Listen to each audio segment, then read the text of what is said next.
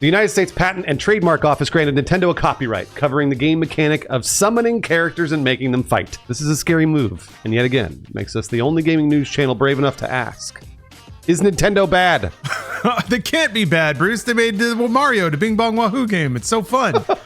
I'll say this for sure, though. Pokemon sucks. God damn, did you play Legends Arceus? I mean, it's cool and all, but it ran like ass, and like the story quest bugged out like 3 hours in. It's Bethesda tier. What the hell? Also, it sold 20 million copies, so... Yeah, there's Pokemon for you. Sheesh. Nintendo's new patent, quote, poses a fundamental threat to creativity and innovation in the games industry, end quote, according to legal reporting from Games Fray. This new patent, which was filed in March 2023 and granted without objection, which is pretty rare, would empower Nintendo to sue any game that contains all of the following: a movable character in a virtual space that summons a sub-character that then performs different actions depending on where they're summoned. Specifically, if the sub-character is summoned where there is an enemy, they can then be instructed to fight it. Otherwise, other things happen. So yeah, kind of sounds like every game that's remotely connected to Pokemon. There are lots of other games that are not Pokemon that you summon characters and have them do things. So,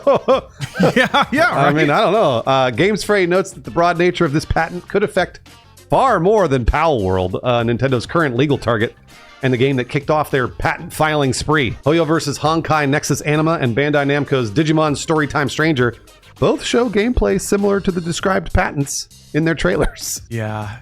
I think it's really just like Nintendo's got the biggest gun. It doesn't mean they're going to use it, but that means everybody's going to be scared of it and they're not going to go close to it, which sucks. Yeah. The consequences of such a broad patent could go well beyond Nintendo suing whoever they want, which I still don't think they're going to do, but they could, and that's bad enough. This could encourage other games publishers to try and nab broad gaming patents as well, kicking off a patenting rush and, yes, stifling innovation. Exactly, yeah. If they're going to do it, then we got to do it too to protect ourselves. And then it's like, who can get the biggest patent to suck the most air out of the room? And then what gets scary from there? All right, so imagine EA or Ubisoft does this. They get some patents in certain legalities where the art history isn't known. That could lead to companies leaning on what Games Fray called, quote, patent monetization, which is a phrase that makes a lot of sense and I hadn't really heard put that way. But essentially, if a company's business prospects start to decline, they could pursue lawsuits themselves or assign patents to patent troll companies that then go out and collect the money. Oh. So it's a whole side of the business that I think in the games industry, we've been lucky enough to not run headlong into, but it seems like it's starting. And of course, it's Nintendo, the one taking it there.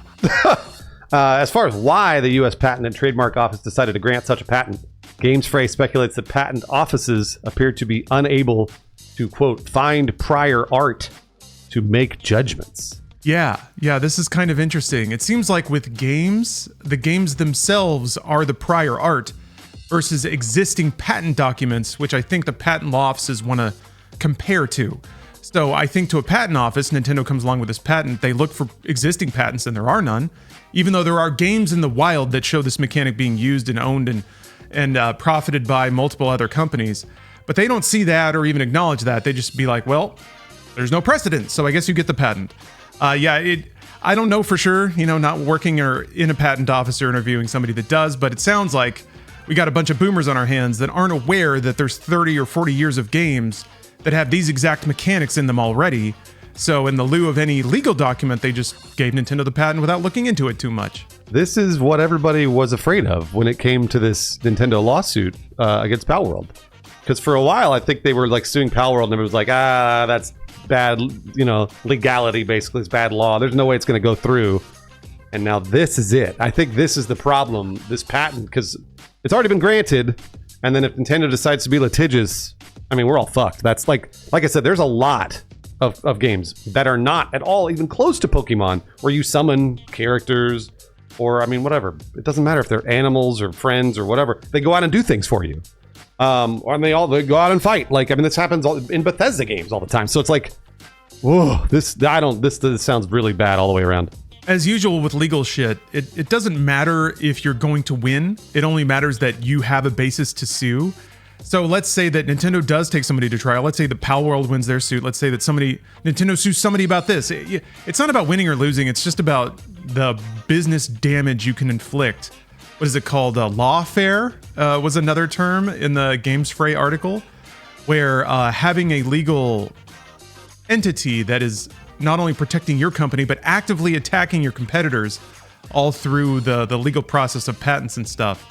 Yeah, it's a drag. It's a monetary drag on the entire games industry we didn't need. And even if Nintendo doesn't specifically do that, like we said, this action could encourage other people to start doing it. Or worse, it just makes people avoid the thing entirely. You know, if you're Pal World, if you're an indie, now you got to worry, is Nintendo going to come after my ass? I mean, probably not, but can you really take that risk now that they're legally bolstered in the United States, where you can sue anyone for anything, to file as many lawsuits as they want? I think at some point, Nintendo is going to have to be aware of the image that they will have routinely attacking and taking down indie games. I think with Pal World, I could understand them wanting to flex a little muscle, you know? Be like, okay, Pal World, you came a little too close, and we're going to send a message by suing you over a bullshit patent for 60,000 yen or something? It's ridiculous. So they're trying to make a point with Pal World, and I think in the process of doing so, they got a lot of patents that maybe they assumed they wouldn't. I don't know. The fact that this patent passed through, I think they were expecting a lot of pushback, but still, it made Nintendo worried, and then Nintendo scared is a scary thing. I don't know. That's what kills me about this whole thing. I want to say, Nintendo, you don't have to do this. You already make the world's best games. You make some of the world's best electronics. You don't have to go on the offensive like this. But then I remember what I was ranting about at the beginning. Pokemon actually suck shit.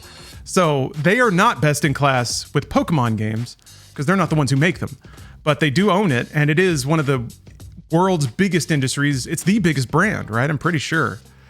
So when I think about it like that like there are competitors that can make far better Pokemon games, and instead of Nintendo making Game Freak make a decent Pokemon game for once, I guess what they do have control over is suing their competitors and preventing competition, which is underhanded and shitty. And for a company that can beat their competition in every other way, I would like to see them not do that. But yeah, Pokemon games are ass, which makes it extra frustrating when good companies were coming along and making better Pokemon games for once.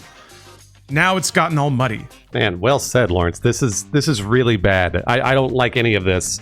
And I want to take a page from Valve, because Valve, they had modders out there making Counter-Strike based on their engines way back. And then what they did is they hired them. they hired those guys and they said, hey, come in and make Counter-Strike for us. Like, come in and do the thing. Nintendo could have hired the Pal World devs and been like, you know what? Make a fucking badass Pokemon game like Pal World. And then we'll hire you, we'll buy up your company, and then you could go out and make the best Pokemon game ever. And instead they're fucking making Game Freak, make another shitty Pokemon game it's gonna sell 20 million copies and run 10 frames a second on a Switch 2. Like, it's gonna be bad. We all know it's gonna be bad, and everybody buys it anyway. So it's like this. This is the worst. I mean, we talk a lot about capitalism on this show. This is the worst aspect of capitalism, is when people start using the law to get around actually making a good product and, you know, making the market a little more competitive. So it's really sad. You know what it reminds me of, Lawrence? And again, I only have cursory knowledge of this, but I think a lot of us probably know about it from 20 years ago. The music industry. The music industry, this happened a lot when Napster popped up. Obviously, everybody started pirating things. And the music industry got incredibly litigious. They started suing everyone and everything. And there's lots of copyright troll companies that go out and just, you know, pick and choose whatever copyrights they want and start nickel and diming everybody because they got worried about the fact that their music was going to get pirated. And now, if you ask a lot of people in the music industry that are, you know, they're on Spotify or whatever, they hate the dividends that they get from Spotify. They get whatever, 2 cents and they're the creator of the music, and then Spotify gets 60. So it's like this really bad share, and the music industry is generally not in a very good place. And this feels like, to me, it's like this is like the beginning of this I guess process for the games industry, and I don't want it to go down the road of the music industry at all. Yeah, I don't either. If it does, it will further complicate and shitify, I guess, the AAA space. I feel like a lot of people are already seeing a lot of distance between, you know, the routine AAA games that big companies put out and that sell massively, and then the sort of more exciting avant-garde indie darling space, or the indie premium space. But yeah, if it gets to the point where companies are protecting their multi-billion-dollar industries with a lot of offensive lawsuits, that's just going to make the products, more samey, less risky than ever. I guess people will buy them until they die. Pokemon's got people for life. Man, you market just the right way at just the right age, and people, you got them, so they've got them. It just sucks to see that, you'd like to believe that superior products well made at a competitive price are what maintain market advantage. And this is kind of the dirty side of it, when I guess they've lost faith in the quality of their product. That's what I keep assuming. Who knows? I do think Palworld still got a little close, but I think a shot over the bow was appropriate. This is Nintendo holding the button for a very large bomb. It would be distasteful to make a reference to something there. This feels like a good time to mention there's a Nintendo Direct on Friday. Yay! It's probably for New Mario. products, Everybody thinks it's going to be for Mario. So hey, maybe a new Mario. Who knows? I guess. I think we're probably still far away from a new Mario, but maybe. Shucks. One parting thought for me. So I'm routinely baffled. Game Freak and the Pokemon Company operate so differently than Nintendo as a company does. So it's weird to see Nintendo's firm corporate heel be brought to bear for the Pokemon Company. I mean, I guess they own it and it's a lot of money, so it makes sense, but still. I just wish there were a more clear separation, but there's never going to be because the fucking Pokemon's huge. So anyway, Nintendo Direct. Mario, maybe we'll get a new Mario. Pokemon is I think $1 trillion franchise. I know it's the largest franchise in the world, but I think it's $1 trillion franchise. And that is why they brought all their biggest lawyers with all their biggest suits to bear on Palworld and everybody else, because, this sounds ridiculous the way I'm saying it. If they made $1 trillion or whatever, fuck them. Let Palworld have 100 million. It's nothing. I don't, it's just, oh my gosh, it just makes me so angry. This kind of stuff is only driven by greed. There is no other reason for this. Again, they could have hired the Palworld devs or bought the company, but instead they're like, no, we're going to sue you. Because we're already making a shittier version of that. That's going to come out in 5 years. Well, this makes us reflect, Bruce. It makes us reflect on our times, the competitiveness of the video space for sure. Because of that, we'd like to thank you for watching this episode and mourning with us about the future of gaming.